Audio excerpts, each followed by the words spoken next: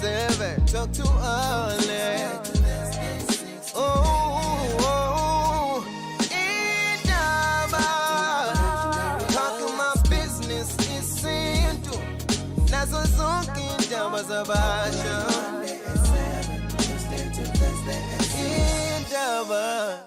If unje wazi ukuthi you are under the age of 18 or khona umuntu ongaphansi kweminyaka engu-18 oseduze kwakho sesicela ke manje asidedele singena ke kwezathi abathe ukukhula this is Sex Indaba. I have Dr. Mthembu with me.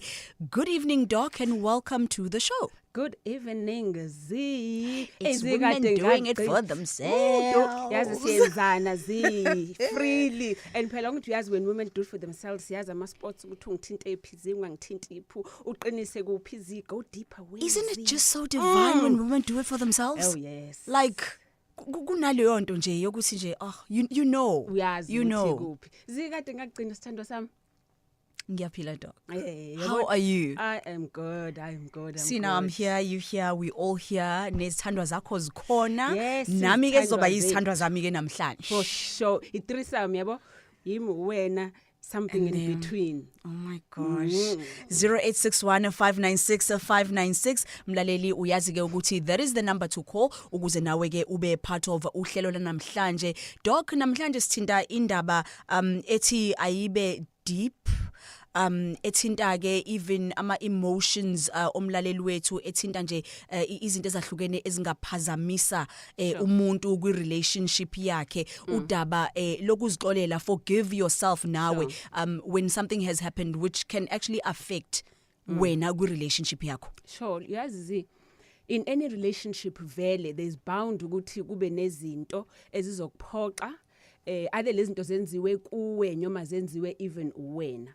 And it's important ukuthi when leyo nto leyo gap yenzeka ku relationship ukuthi kube ne disturbance ukwazi to make peace with it so that you are able to move on. Yes. And that's not easy, especially if us blamer ngokuthi hey it's my fault ukuthi kwenzeka ukuthi, because at the time uyenza into kumnandi awubona ukuthi lento izomaffecta kanjani lo muntu omthandayo. Yeah. But the minute usuba aware so realize ukuthi awe ngaze ngayenza iblunder, you know, ngaze ngamhetha lo muntu becabanga so much about me, lo muntu ube kade nginesidima esithize yena, ube ngithemba, ube ngitrusta, all of a sudden so aware ukuthi lo muntu usumphoxe kanjani. And that awareness on its own, by the way, ngithi it's good ukuthi uyakwazi ukuthi ukubone lokho ukuthi ku wrong ngoba kunabantu abenza ama mistakes angaboni ukuthi ku wrong, abona ukuthi wena who was to blame. So it's an enlightenment kukodwa lokho ukuthi you're aware ukuthi ku wrong, ukuthi lo muntu engimthandayo nongithembile ngimphoxile.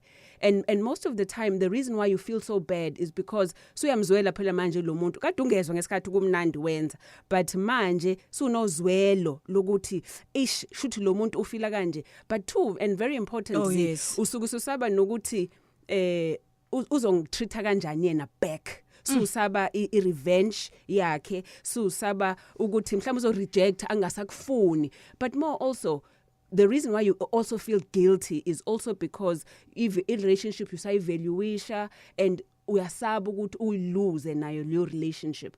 But all in all, it's very important ukuthi nawe yes uyafuna ukuxolelwa ngokuthi khona okwenzile, but nawe zixolele so that you are able to move on kwi process yokuthi niyakhe futhi relationship yenu. Yes, mlaleli 0861-596-596. Njengoba ke ngike ngasho namhlanje we are discussing the importance of ukuzixolela nawe in a relationship. Kubaluleka kangakanani Doc ukuthi forgive yourself? Sesikhulumile sakusho konke all these things, but how much of an important thing ukuthi nawe as umuntu okhona ku relationship be wena wesilisa or wesifazane kubaluleke kangakanani ukuthi nawe find it in yourself ukuthi forgive yourself so that maybe I relationship izoprogressa ngendlela ethize.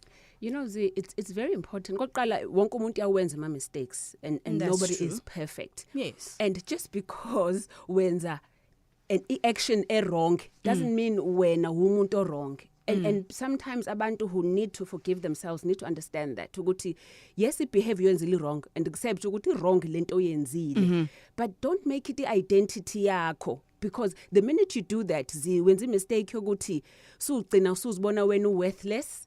And once you begin to see yourself as being worthless or valueless kwi relationship, so qala ngene into ezo depression, but also i-depression hamba ne-aggression ngoba omunye umuntu yes uba depressed azibona ukuthi ngikho right in but omunye usekhiphela lesibhongo kuwena futhi lo muntu afila guilty ngokuthi umhethile usegcina esekhipha lesibhongo kuwena futhi, which is then wrong ngoba sugcina uyayiqhubha futhi uyayiperpetuate lenkinga kulo muntu lo okuyena obuthi wena uguilty manje ngokuthi umhethile lo muntu. And of course, most of the time, abantu kusuke kucheater. Yes. You know, that actually makes people feel so guilty ukuthi kule relationship ngonile because ngicheatile and subona sukudlulile ukuthi i-damage ingaka engiyenzile kulo muntu wami. But enye into omunye umuntu angazibuza yona sisakuyona nje le ethinta i-cheating. So many things, even though partner wakho esazi ke mhlembe say usumtshelile upartner wakho ukuthi you know what I've done A, B and C and whatever, athi no, I forgive you, things are never the same. Sure. Especially if nawe usanalokho ukuthi ngachitha now, so lokuziquestiona, maybe he hasn't forgiven me, maybe she hasn't forgiven me or whatever. But enye into engifuna ukuyibuza doc for i-professional opinion yakho, what are some of impawu engingathi singazibona kwi relationship ukuthi you know what umuntu wami manje nengazi ukuthi engazi sengiyachithelwa engazi singidliwe izithendela, what's going on?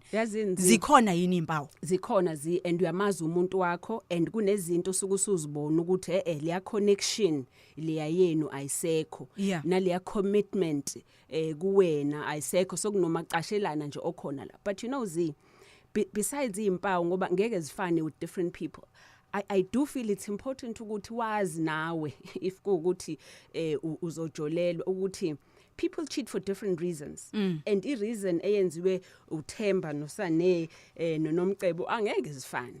Okay, but egcineni kusuke kunento lo muntu angayitholi. And that's a fact. And ngiyazi isithando zami lento ngeke ifike kamnandi. There is something lo muntu le angayitholi kuwena. And kwabanye abantu we call it cheating. Angithi ukucheata kulelodwa nje lelo gama uyalibona ukuthi libi. Angathi uyagebenga. Cheat angathi umuntu uya cheating uyagebenga. That's because the society has made it cheating kube ngathi into wrong. But truth be told kunabantu who actually kuma relationships abo, they use ukucheata to boost the relationship, but abanye are even aware laba open relationship uthola ukuthi ba aware kubona it's not cheating but it's just having an affair and a relationship nomunye umuntu for whatever reasons. But umuntu nomuntu ucheata because there is something lacking kule relationship le akuyona. Sometimes that thing engekho, it's an emotional connection. You know, mhlambe kunento nogazi lenu ukuthi mhlambe uyamthanda uyamazi ukuthi uyindoda right ikhothi yasebenza lethi imali endlini or umuntu osifazane o right uyapheka enzeni, but khona nje lento igazi lenu lingashayisa, not necessarily ngocansi futhi, just a connection yenu. You know, I'll tell you something, abantu abaningi have sex and go into a relationship because kunento ethiza afuna ukuyizwa. Omunye uthi mina nomuntu athi yazi mengina lo muntu I feel free, yazi mengina lo muntu I feel like myself, yazi mengina lo muntu I feel safe, mengina lo muntu I feel loved, I feel understood, I feel kusuke kunento umuntu afuna ukuyifila mina nawe even emotionally. Uthola ukuthi yes niyathandana but mhlamba akayitholi leyo nto wena ozitshela ukuthi uyiko konke kuyena and akayitholi leyo nto, then usegcina useyifuna ngaphandle. So that can be emotional. Sorry that can be emotional, but also it can be sexual. You know, mhlambe even nocansini, yes uyakuthanda uyakubonda uyena yonke into but akayitholi yonke into ayifunayo kuwena ocansini, usegcina usephumela ngaphandle. But I do everything, like I give him all the positions, I lie however he wants me to lie. Yes, yazi uyikenula uyivula uyenze yonke into. I do everything. So but maybe there is something, yes, some people have sex because they want to feel abused. Some people have sex because they want to feel dominant. I feel ngathi ngakwenza nyoma yini. Mhlambe kuwena uyakuhlonipha akakwazi nokubiza ngesinebe. But uthanda ukuthi alale nomuntu elizombiza ngithi hey wena sinebe amshaya menzeni. No, asizwe yo you dog. No mlaleli asingenise nawe kule conversation sikudlalele sikunikezile ukuthi sikhuluma ngani. I also want to hear owakho ke umbono. You can even give us some scenarios and some of your stories ukuthi wena yini mhlawumbe osudlule kuyona ukhona ke uDr Mthembula e-studio. Asiqale lapha ya ku Siyabonga esikhawini ku line 1. Sikubingelele, welcome to the show. Hello ma, uyazi. Kunjani? Ngiyaphila. Sikhona nathi. Ngizolise nje kokuphumana ngesihloko seni kodwa into engikhuluma nayo iya relate ngoba it's about khona indaba zokuthandana yabo. Okay. Ngicela ukubuza mina njengomuntu wesilisa kwenzeka yini uthandana nomuntu wesifazane ngibuzela udokotela uthanda nomuntu wesifazane nilale naye let's say silale ngoDecember last year abese ezongitshela like izolo yesterday ukuthi she's pregnant. Felt like vomiting ngaze wathi hamba yawadokotela wamtshela ukuthi upregnant but walala nami ngoDecember last year. Ikhona into enjalo. Ngicela ukubuza. Yebo, that is possible ngoba kumele wena kodwa uthola ukuthi umithe nini nokuthi isisu sakhe how far. If ukuthi wena walala naye ngoDecember kuphela and manje soku June manje eyophela and yena usekutshela to meet suke wambona yini ngoba mhlambe ngempela uyasigquba isisu sika 6 months. Ngike ngambona ube wafika la kubiza endlini yami la sakuthunane ngawo December yes. Yeah. Then ube wafika la endlini yami mhlambe 2 months back. Mayefika la endlini yami yes. Mayefika endlini yami she was like umuntu la cause yasebenza la sebenza khona e-Richards Bay ushoda ngemali yokugibela so umuntu like uzofuna imali yokugibela kumina ngimnikele and she slept over but akangafuni ukuzolala ekamereni nami endlini yabo walala pheka sofa edayilini kwaze basa yes akafuni ukulala nami. Okay, wavuka wahamba but ngamnika le mali wayifuna nganga insista futhi ufuna ukulala naye because ngangazi ukuthi inkinga yakhe because sabuthi futhi uma ngabe ngimphoqa uzokwahla picture bese simngimrephile or what. Okay, ngamdedela walala wavuka le mali wayicela because wayela kumuntu oshoda ngemali transport for umsebenzi. Okay. Then izolo ngoba ngisho izolo umuntu ongisendela imessage ethi there's ikhulumo phakathi kwami naye ebaleke kakhulu yena she's pregnant and yena akaze lale namuntu from December up until now and a couple of days back emsebenzini wakhe yena wazizwa ngathi uphethwe yikhanda angazi kanjani wahamba ewadokotela bamtshela ukuthi upregnant. So into engibuze yona ukuthi from December if you were pregnant lawo ma-symptoms umuntu ophethe wa-receiver nje recently kadelele nomuntu lawo ma-symptoms lokutshela wena wa-receiver after 6 months but unayo ingane enye. Manthetho wakho ufuna ukusiphika yini lesisu? No, angisho ukuthi ngifuna ukusiphika but then ama-symptoms okuba pregnant like lezo zokuvomitha nani athatha isikhathi esingakanani kumuntu esifazane ukuthi wabona. Okay, akufani. I-pregnancy yomuntu si divide sithi ama trimester okusho ukuthi kunezinto ezithize noshintsho lenzekayo kumuntu wesifazane nomuntu wesifazane every 3 months every 12 weeks. Okay, now omunye uzwa kusaqalwa ukuthi upregnant and then after 3 months sokuthulila kanalutho. Omunye kuqale enyangeni yesithathu until inyanga yesi6.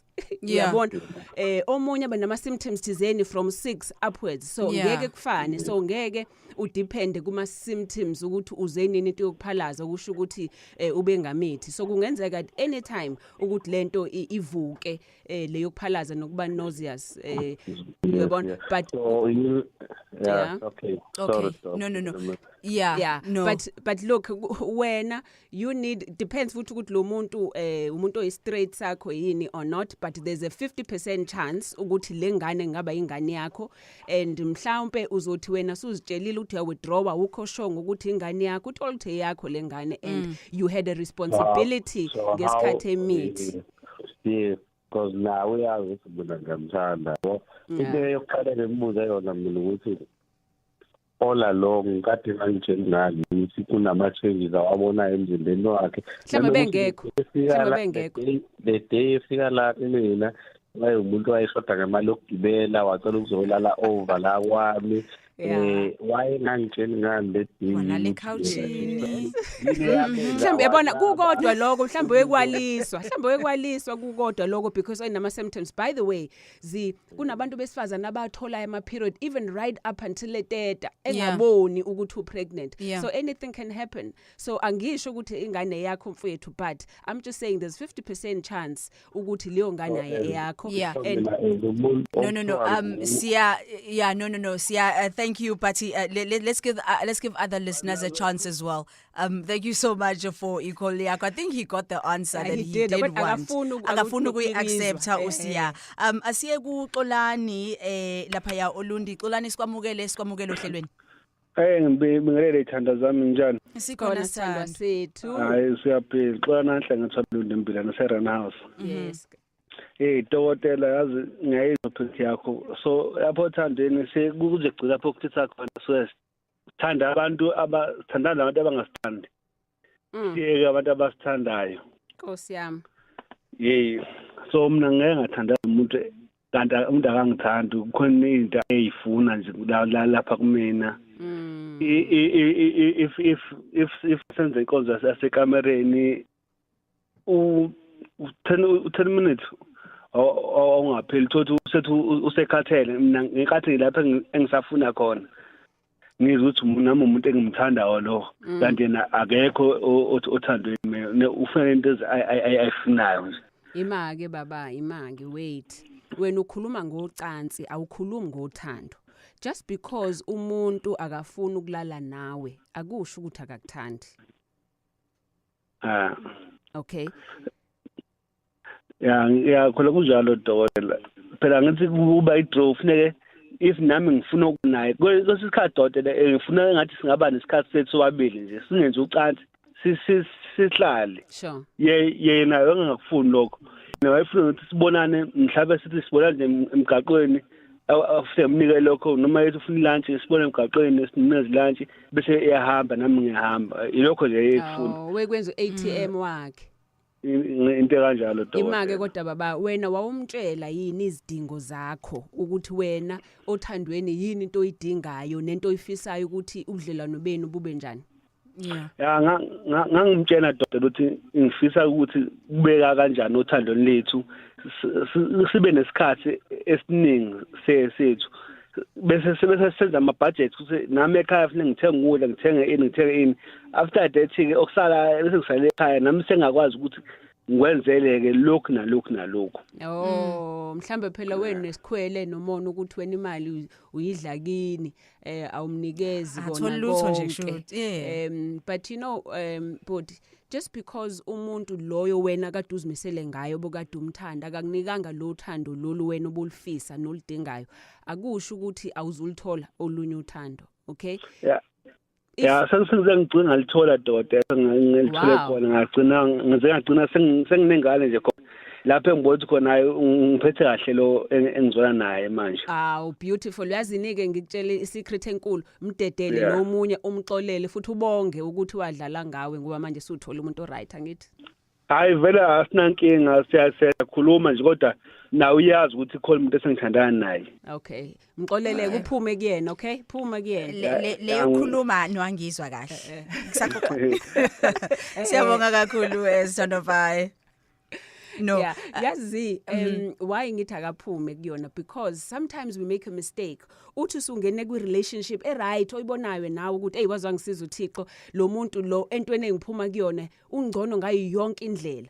Kodwa ubhlungu nepain nokuphoxeka owakuthola kule relationship edlule kube ikona kuloku kudonsela emuva kanti kuyokonisa kufuna ulahle into ekhona ngento engekho. Yo, but imake doc, how do you I don't know, forgive yourself or move on ukhohlwe ilokho kunye? You know, sometimes if ukuthi uhethekile in a previous relationship or something has happened where there's some baggage esangaphakathi kuwena usuyongena in another relationship, as much as kukhona uthando kukhona nempatho nje nemfudumalo, you know, I don't know, mhlawumbe ni kungakucekela phansi kulento osunayo manje. Yes, and it's important. That's why kubalekile ukuthi nenye relationship uphuma kuyona ungasheshi uqhamalazele kwenye. Give yourself time to heal. You know, give yourself leso sikhathi sokuthi uxole and get over, but more understand ukuthi what went wrong kule relationship, because if ungazange understand and accept ukuthi kwenzekani kule relationship nokuthi nami ngine role engayidlala ngokuthi le relationship yonakala, whatever that role is, mhlambe you fail to communicate ama feelings akho nawe wa expect lo muntu ukuthi kube uyena ogivayo uyabona okunikeza izinto, but whatever the reason, now you had a role to play.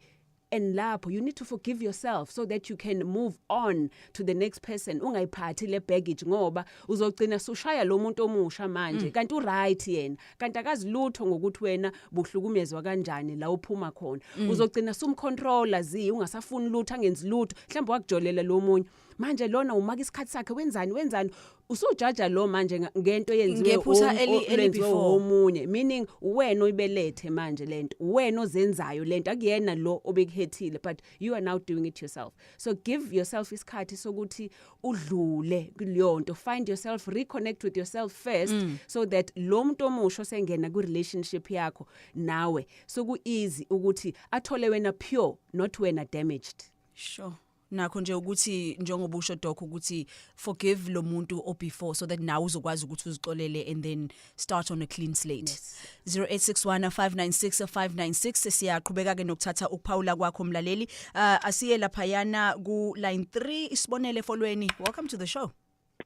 Oh yebo sanibona. Kunjani sibonele?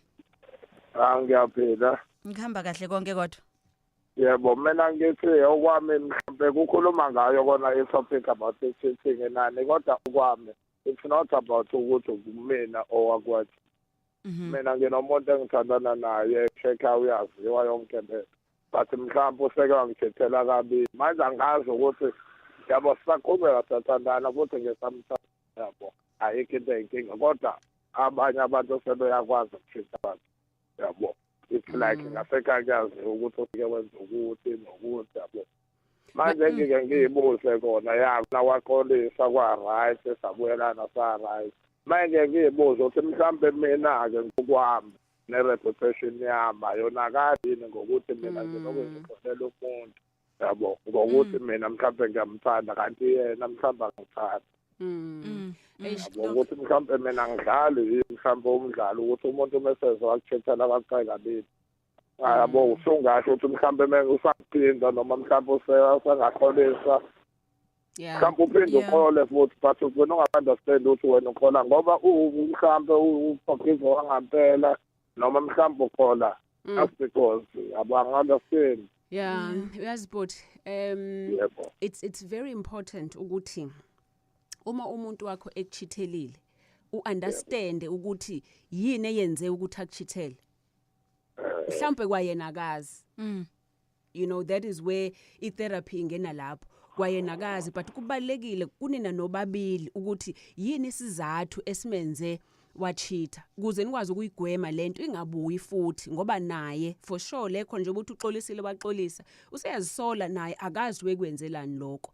But it's important to nithole ukuthi why kuze ni avoid nawe lokho kuhlukumezeka lokho uma like uyisola entweni you can't repeat the same situation again uphinde futhi uqolise yabo.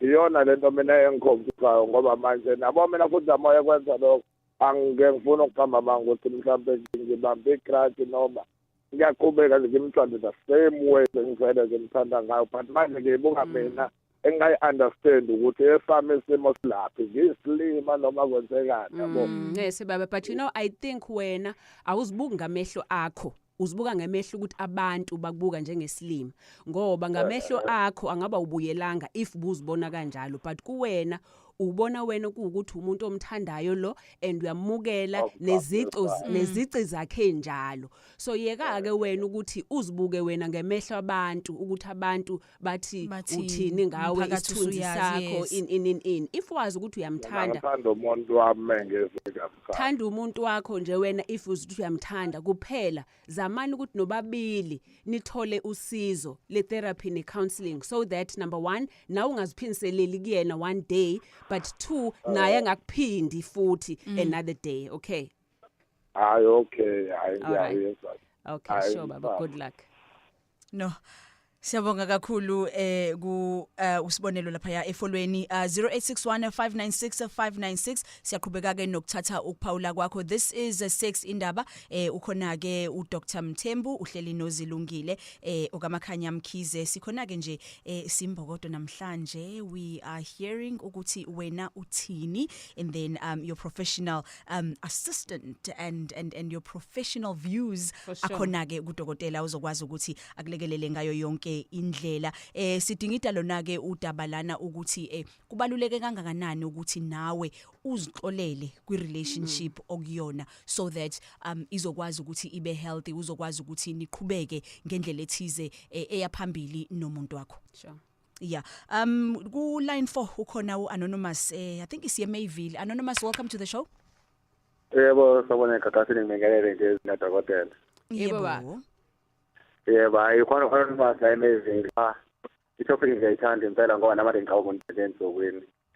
Lana dokotela nginomuntu wamdala ngesithana neminyaka impela nje miningi iminyaka sinengane. Ngimthithelile nje na phambili. Walibamba ibhubuke kakhulu. Ngizama ukuxolisa ngawo inkinga nje ukuthi abone ukuthi ngiyaxolisa, right? Inkinga yake la ikhona ke ukuthi mangabe ngibambe iqhubule angafuna ukuthi ngimthinte ngezandla zami nje uqhubeke nje nalo nobese impela nje sekuyindlela kancane kakhulu yabona, noma lukhona lungabi indlela efanele yona, right? Kanti inkinga enkulu phansi ngiyalithanda nginjalo nje. Emva kwalokho mhlawumbe iminyakanyana futhi sithandene sengemva kwalokho phutha lelo ke mhlawumbe seqale sethola mangabe esho yena engaphinda futhi ngashibilika futhi yabo. Awe Manje lana inkinga enkulu okay, sengizizwa sengathi nami sengele sihlukane naye yabona. Indaba Inkinga enkulu ngiyazwanga. Indaba wena ubona ngathi sifile nihlukane ngoba ucansa kakuniki.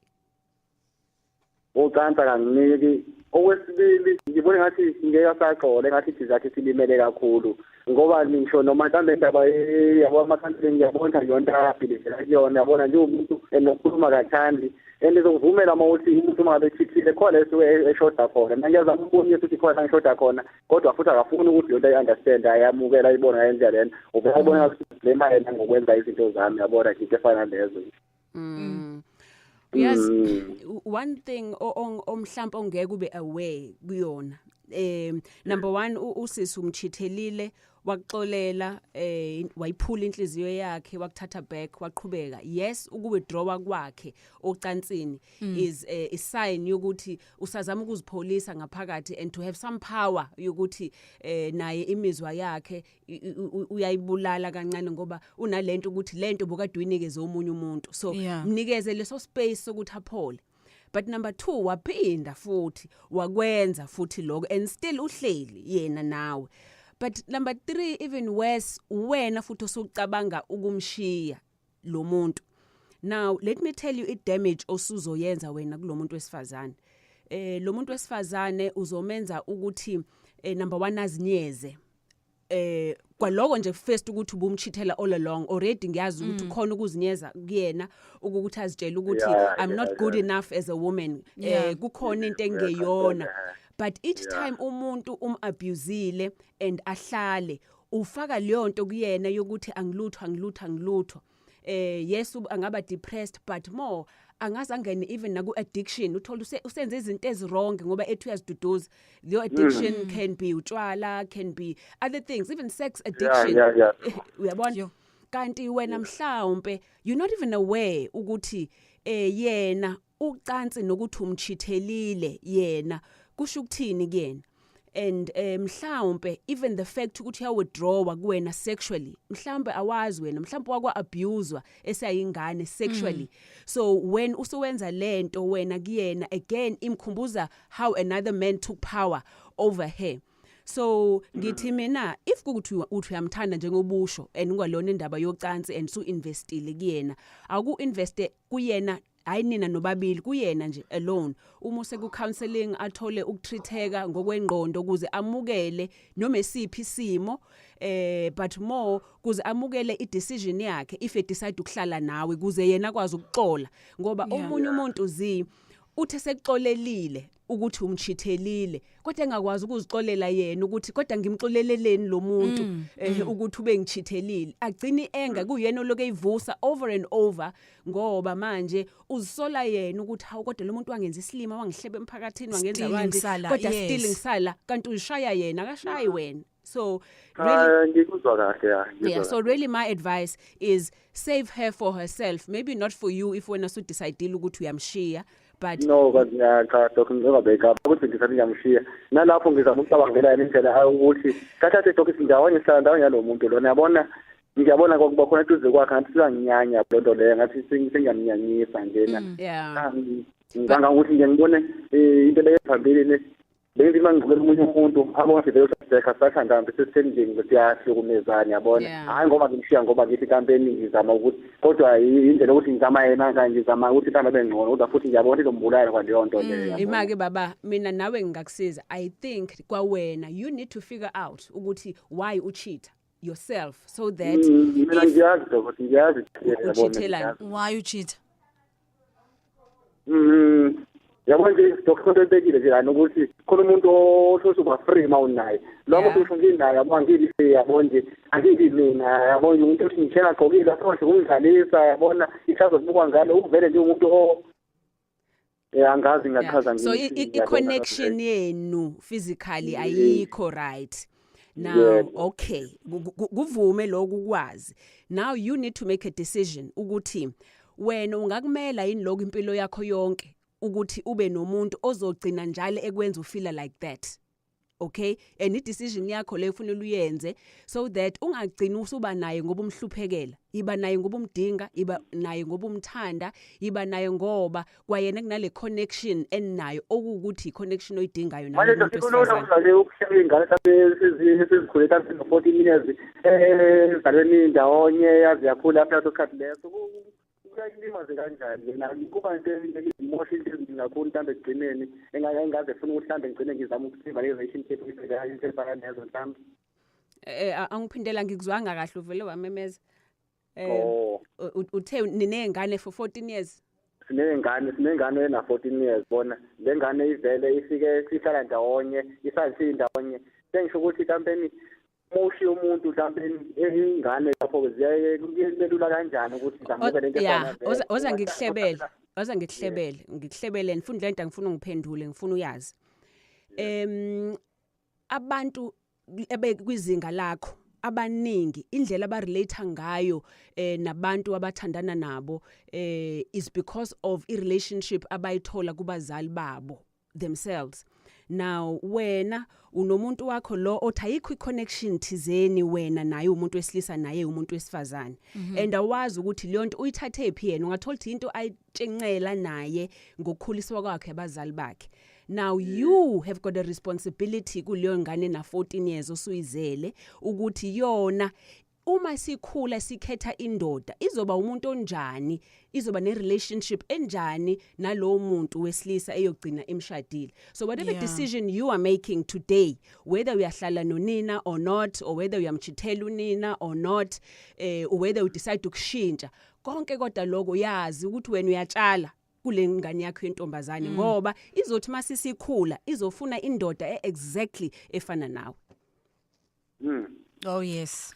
Thank you. I think Ngibonge. that's a point to think about lapho when anonymous, but ke take that as Udokotela has said, because it's a lesson. Whatever you do, someone else can be doing the same thing to indodakazi yakho.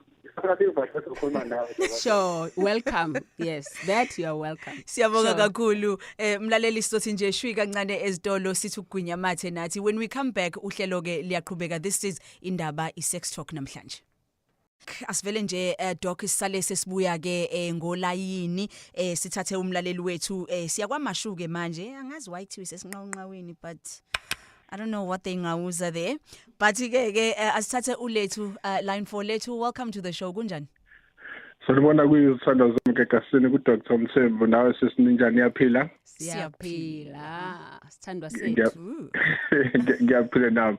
Ngiqala nje ngibonge kakhulu ku topic enikhuluma ngayo lapho.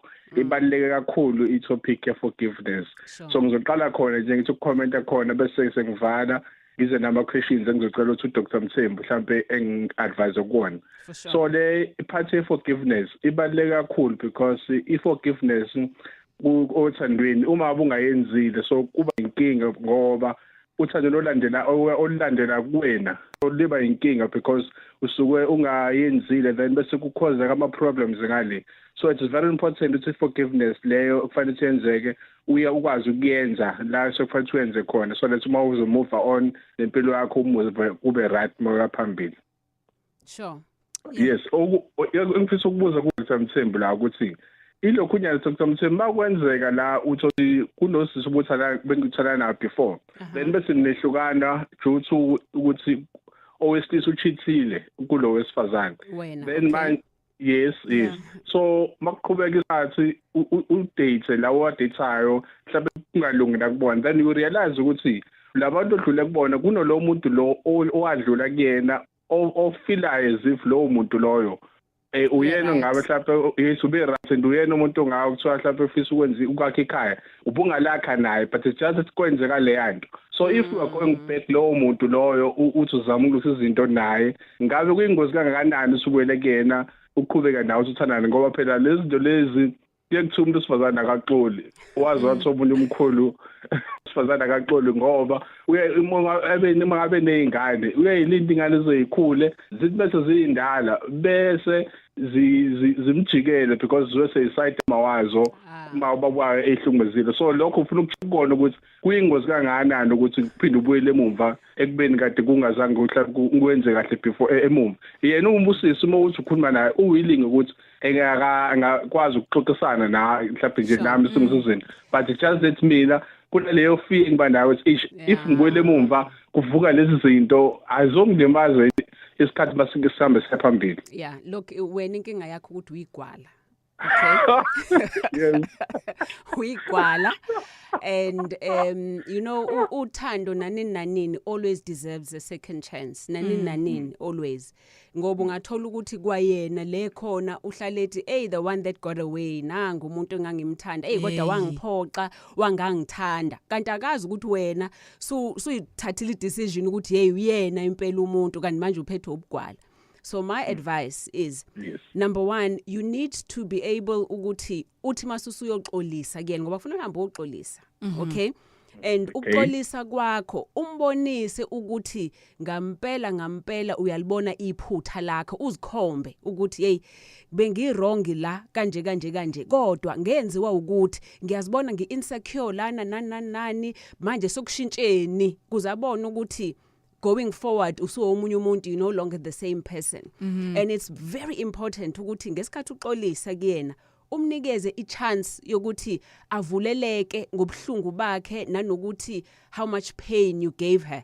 Ngiyazi kuzobe kubhlungu nakuwena kodwa kulalele lokho ngoba kuyena ngesikhathi ekutshela ukuthi iimpact yento yenzile kuyena ibiyini nakuwena izongena leyo nto isinkhe so that you never do it again. So meaning uthi noma umlalele ngozwelo ngokuthi uthi kuyena mfethu nami if kokuyimina lento angabe ngifila kanje kodwa manje sengicela ukuthi sixole ngiyathembisa ukuthi ngoba into afuna ukizwa futhi ukuthembisa kwakho ukuthi ushintshe kangakanani. Now yabo lukhona uhleli ku 50%, u50% wakho ungaba uyes ungaba uno. Okay? If you don't do anything about it, no. But if you do something about it, there's a possibility ukuthi lo 50% wakho ube uyes ubelane and qhubeke. And umtshela usho Dr. Mthembu ukuthi hamba ukhulume naye. Uzoqala ngalokho ke. Okay, ngiyabonga kakhulu. Angize kulokugcinayo so ngidedela abanye abaleli beshayina. Okunye okwesibili like Dr. Mthembu, ngumuntu like angisho nje ngami angiphuzi abhemi anginangani. So ukudata nowadays let's say u80% mangabe nje ngicheck benzele izinto ezengishilo ukuthi mina angizinzi. So kuyingozi kangakanani lokho ukuthi even if you feel like kufanele manje uthatha umuntu but uma uthatha umuntu opposite nawe into oyiyona kuyingozi kangakanani kulowo muntu oyimina ngathi ngithatha lo muntu kanjalo because ngiyacabanga nje yes ngabe uyaphuza onengane yabo into njengalezo because njengoba ngishilo mina ukuthi anginayo ingane and angiphuzi kodwa manje khona lento phela ekugcineni umuntu mayekhula khona isikhathi la kufanele khona eganwe ukuze uzokwazi ukuthi ake ekhaya but uma ubuka isimo indlela okwenzeka ngayo kuya confuse so kumuntu njengayo mhlawumbe njengami mhlawumbe ingozi kangakanani lokho kumina ukuthi kwenzeke noma ngikwenze. Iminyaka yakho mngakhe? Ngizothi 31. Okay, look, iminyaka yakho 31 even if ungathola umuntu oku age yakho bayi few ababaningi kakhulu abangasenazo izingane and if lo muntu lo othweni uyamthanda it's not about ibaggage ayithwele it's about yena neconnection yakho ngoba uzothola intombazane eyintombi into ephuma endonini engakazithintwe umuntu enganangane engabhemi kodwa uzothi masusuyithintile suyishayidile ikushintshela ikujolela ikufebela ikwenzele zonke izinto and mhlambe awuthandi wena ngendlela othanda ngayo lo onengane. So musukujaja ukuthi isociety ithini wena zizwa wena ukuthi yini oyithandayo ngalomuntu if kuukuthi uyaphuza and mhlambe uneshosho ukuthi awumfuni umfazi ophuzayo or you know you can handle it talk about it uma senibuyelana ukuthi ayisana sami nginalento ukuthi ngiyazi uyaphuza but please phuze ekhaya ungaphuzi in public lime nama rules enu okuwukuthi njengoba senibuyelana indlela enizozama ukuthi ni governation relationship yenu ngayo. Okay, ngiyabonga kakhulu Dr. Mthembu. Ukuthi ebengifuna ukubona kakhulu kulokho yes ngumuntu obelievelayo ukuthi kufanele ngizenze, kufanele ngenze into zami. But even if ngizenze into zami, kufanele siconsider ukuthi izinto endlela kwenzeka ngazo azingilimazi yini futhi ezesikhathi sami njengoba ngishilo ukuthi ngangayilalela society kuzinto engikhuluma ngazo but mina ke personally angilimali yini mina ungathi ngenza izinto ezingale ngoba ekugcineni ngingalinyazwa yinto engiyibonayo nami lento le ibingangilimaza ukuthi let's say ngisuka umuntu onengane anginangane ukuthi mina no I vele ngizovala society ukuthi ingakhulumi but mina ke personally angilimali yini ngalokho. Okay. Sure. So yonke into is according to your values. When uvaluesha kanjani ukuthi umuntu unengane. If leyo nto weighs 70% then imiyeke ungayi again. If it weighs 30% or 20% then it's worth looking into ukuthi unqobe relationship yenu. Yeah, no. Mlaleli ke 0861596596 siyakuthatha ukuphawula kwakho kanti on Facebook it's Alex on Indaba with Alex kanti ke asiqale nje ngoGumede uB uthi ke abantu besifazane abakwazi neze ukuxolisa khohlwa nje ukuthi umuntu wesifazane uyoke axolise and then uthi ke uThembi Mtambo thank you so much ladies, it's such a deep topic you are talking about forgiving yourself. Unkure Ngcobo uthi ke isociety esesiphila kuyo ladies seyasifundisa ukungancengi now ngaphandle nje kokuncenga akuna hope and peace emphakathini esiphila kuyo kanjalo nakumuntu. And then uPeter Babalwa uthi I guess I'm one of those who are being touched by today's topic. I left my fiance ngenxa yezimo eziningi nje kubhlungu ukuhlukana nomuntu usamthanda but ke life happened bese kuseleke nje ukuthi kwakunenkinga eziningi but nami ke kwase kungaphezulu kwamandla. And then we have Unhlakanipho Gift Gumbi uthi long time ago mina I told myself ukuthi everything happens for a reason so I just heal and I move on and lokho ikona okungisizayo mina empilweni yami. Yeah, you know into engizwayo from most of ama comments ezithandwa zethu ukuthi many people have got expectations, you know, and yes, once on an expectation and your expectation yangenzeka ngendlela wena expecta ngayo then uyaphoxeka. Even nalaba bathi abantu besifazana abaxoli or umuntu akaxolisi, it's because when expecta lo muntu ukuthi axolise ngendlela efunwa wena, kanti you need to know that sometimes even if umuntu othandana naye ukurongile, they will not apologize ngendlela wena oyidingayo, but accept indlela yakhe I apologize ngayo njenge apology, but don't expect to be right. You know, because the minute you expect to be right and not to be apologized to, then you end up building a grudge. Mhlawumbe ngento engekho ujethi bengifuna asho lamagama, bengifuna axolise kanje ngoba it means ufuna wena lo muntu azehlise and feel shame more than anything so that you can feel big. So then who's the devil lapho phakathi kwakho naye? Asale sesithatha ke uMoses lapha ya eshowe. Moses, welcome to Indaba. Kunjani? Ngibingelele msakazi, ngibingelela abalaleli. Njani msakazi? Siyaphila sizowakho umbuzo. Sithatha owodwa nje kuphela ngoba manje isikhathi nakho sengase siyashaya impela. Mfethu mina into engifuna ukuyisho uMoses Khumalo, there's a very important ukuthi ukungena othandweni ubiza ukuthi uqale wena uze olele kuqala uma ukuthi ubukade uhithekile, and then futhi lonto iyasiza ukuthi uma ngabe ungena une scratch uqale uthole i-counseling, and ngoba uma ngabe i-counseling ungayenzanga lo muntu ezosuka ozothe ufika lapha na esehlukumezeka because kune scratch osuku sohamba ngaso. There's a very important nje kuleyo ndawo ngiyabonga. No, siyabonga kakhulu Moses. Asale sesithatha Smanga ku line 4. Smanga Emzinto, welcome to the show. Yebo njani? Sikhona Smanga, sithathe nje owodwa nje kuphela umbono wakho baba. Yebo ngithi mina lana lisihloko sensihle kakhulu kodwa ke mina udokotela bengifisa angilaphi niyala dokotela angisambingelelayo. Siyaphila baba, uphilile now. Awuza ngikulaphe boy a quickie uthini? Yebo mina nginenkinga lana ke ngiyafisa umxolelo umuntu wami phambilini ngihethekile. Manje into eyinkinga ezizinto ngamchazela kwangathi angizodwa njengamanje ngibone ngazi ukuthi uqala phansi unama-script ngoba kuthanga ngimfoneli ungifonelile engazi angifonele ngishaya call back, so mese sekulethe uyangifona uthi ufonele omunye umuntu ngiyam-answer uzuthi mina uvala ifoni emva kwalokho mase ngimbuza uyaphika so angazi noma yimina yini onenkinga yini ofuna ukulapheka noma kwayena angisamqondi noma yena usefuna ukuhamba ngoba ngamchazela indlela engihetheke ngayo and unezingane zami supporta ngenza yonke into ezama ukuthi ajabule ngiyamthanda inkinga dotela manje angazi ngasidakala kanjani.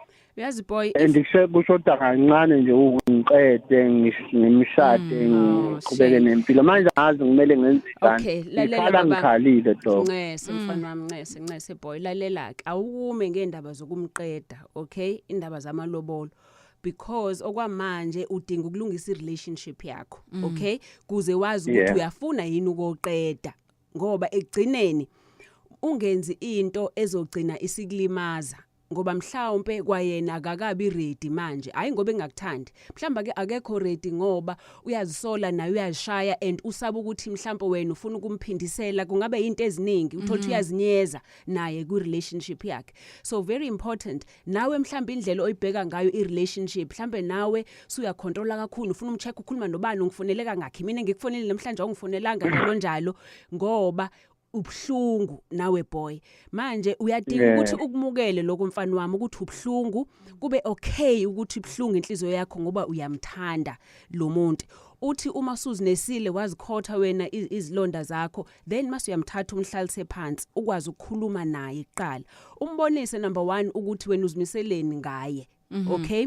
But uzwe nangaye yena uzimiseleni ngawe, uzimiseleni ngerelationship yenu kuze niqale ukuthi le relationship yenu niyakhe kabusha futhi and angeke nithathe lesikhona ngoba likhona manje noma nomonakalo phakathi khona le ndinga continue nihlehlele emuva niqale afresh izinto zenu nithembisane afresh ningabukani ngalamehlo ukuthi ubani ungihethile okay boy Yebo, hayi ngibonga kakhulu Dotela, ngiyabonga kakhulu. Mhlambe nje lapha okunye nje ukuthi mengikhuluma naye uyakhombisa ukuthi yena mhlambe uyafisa ukuthi sakhe nomuzi kodwa nje ngibe ngingazi ukuthi kubuye kushayisephi.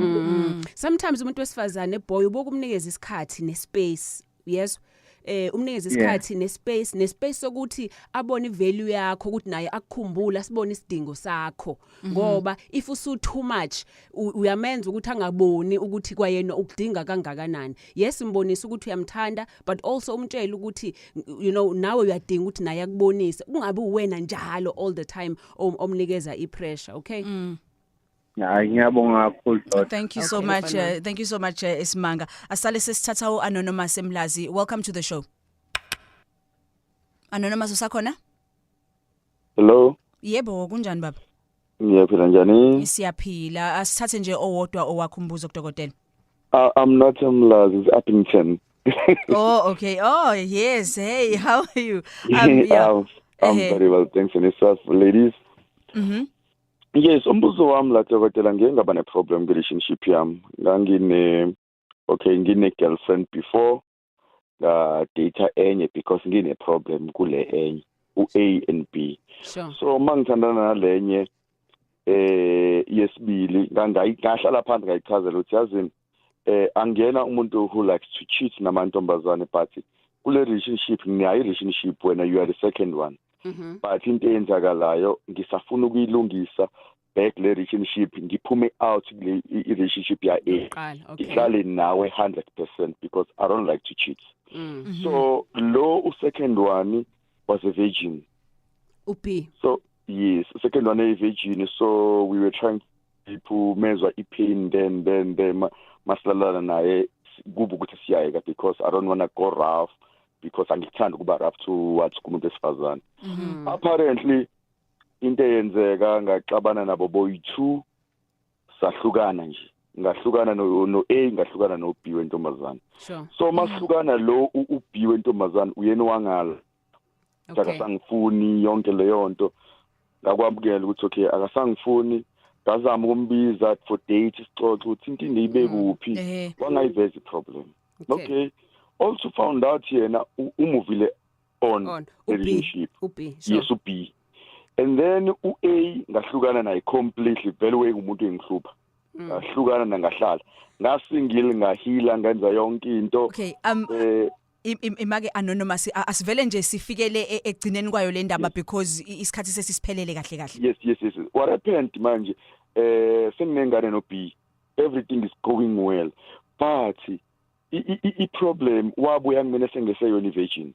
Sure. Okay. And what was happening lo muntu wayemshela uyena owajola naye wathi sebuya futhi sejola le usiyabuya kumina selona virgins ngakwamukela lokho sara but only now and then unezinto ayipointa kumina of which is zikhombisa ukuthi siyaxabana ngisho sixabana kancane. Okay, Anonymous, let me bring in uDoc because we really out of time and the story sakho is going a long way. Yeah. Mhlambe Anonymous uyofona ngelilanga ngizoshiya inamba zami lana and you need to come in for counseling ukuze sikwazi ukukusiza.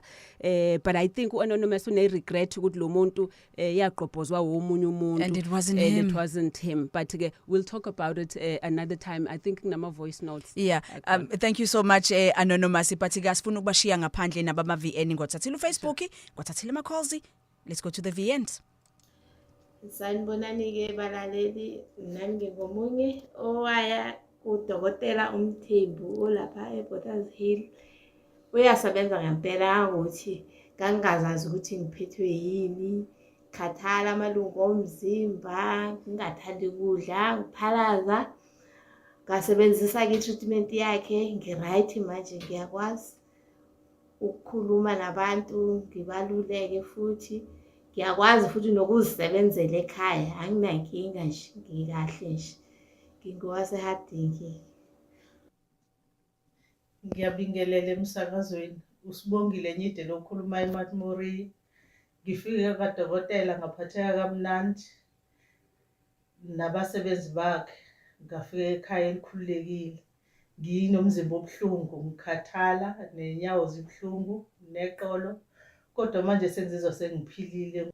Ngiyabingelela emsakazweni ngaya kadokotela nginenkinga yokusheshe ngifike kuvuthondaba nokukhathala komzimba, kepha ngokuya khona ngalithola usizo. Ngiyabonga. No, bayazwakala doc. Yes. Hey, isikhathi was a quickie. Bazithela amantombazane doing it for themselves.